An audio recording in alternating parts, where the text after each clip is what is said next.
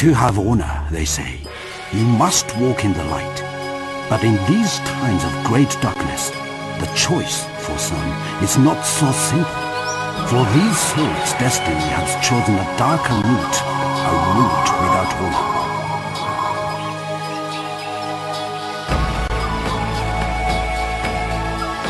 When the clouds of darkness threaten to engulf the land, these brave warriors will sacrifice all to rid the world of its demonic forces. For they are the warriors of the shadows. They are ninja. This is a game I always wanted to play ever since I saw an ad for it in a magazine. I could never find it in stores though when I was a kid. This review is really just me living out my childhood fantasies. My next goal?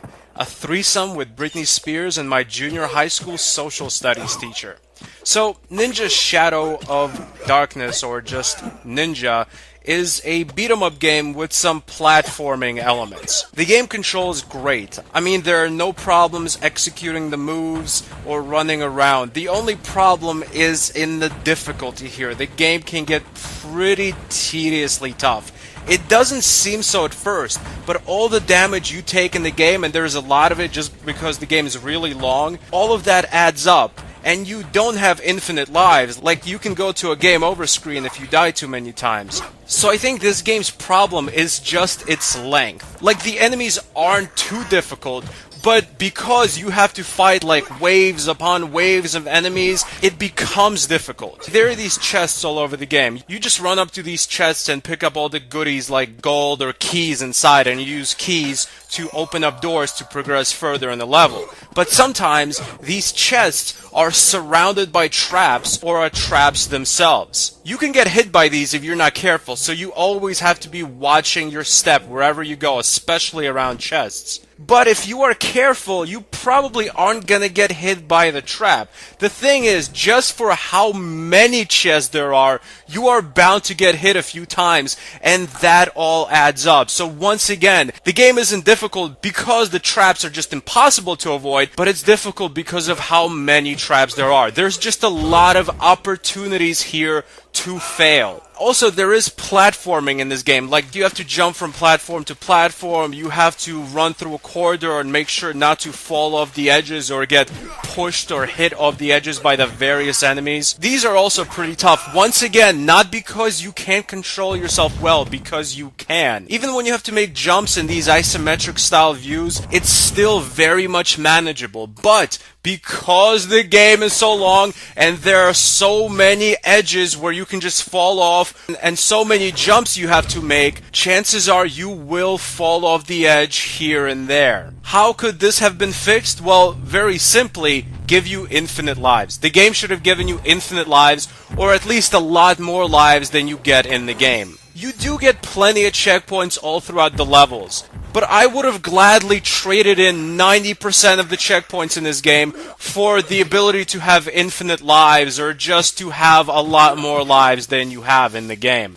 There's a huge variety of different levels and enemies, like a ton. You could be running through a gorgeous forest with a bunch of critters running away from the combat in one area, and then running up a mountaintop in another area. You can be in a frozen, wintry tundra in one part of the game, and then you can be running through dark, damp catacombs with skeletons and ninjas popping out of the walls and head ninjas throwing TNT at you. To defeat these different enemies, you can punch, kick, jump, and throw punch and kick combinations.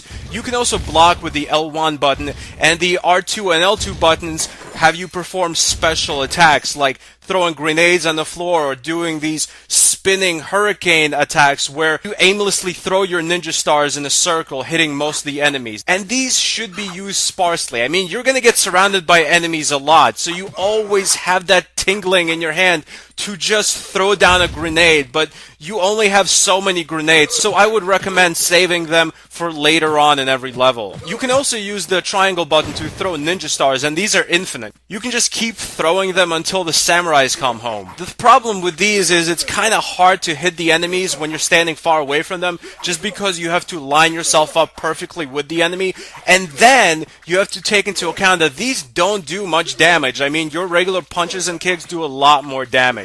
I think I've had the best time with this game when I pick up a sword, because with the sword, you actually feel like a badass ninja. Like, you're no longer taking on samurais with katanas with your bare hands. You actually have a weapon too.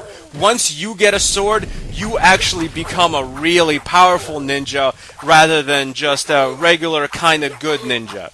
The game just looks great. The action is fantastic. There is just a ton of varied environments, and the controls are really responsive most of the time. You will have a ton of fun playing this game, but because of just how many enemies and traps there are in this game, you will probably have to replay it quite a few times to actually pass it. I had to use a cheat code to get to some of the later levels, and the cheat code is pretty easy. Once you're in the beginning of the game, and the game states that it's checking your memory card, all you do is press L2 3 times and then R2 3 times, and you're gonna go to a level select screen where you can basically choose any level to play. So, how does this game stack up to what I thought it would be as a child? Because as a kid, I thought this game was gonna be like peanut butter and jelly being dipped into some warm milk. Just fantastic. Well, it's not fantastic, but it's definitely very good. I think for this game to have been fantastic, it would need more lives, or as I've said, infinite lives. That one thing really holds the game back from being very good. As it stands right now, it's a good game, but also a very challenging game. Ninja Shadow of Darkness gets an official Stan Birdman rating of a 7.7 out of 10. This is a game to check out, but you really have to be a good gamer to get anywhere with it. Thanks for watching. Goodbye, my friends.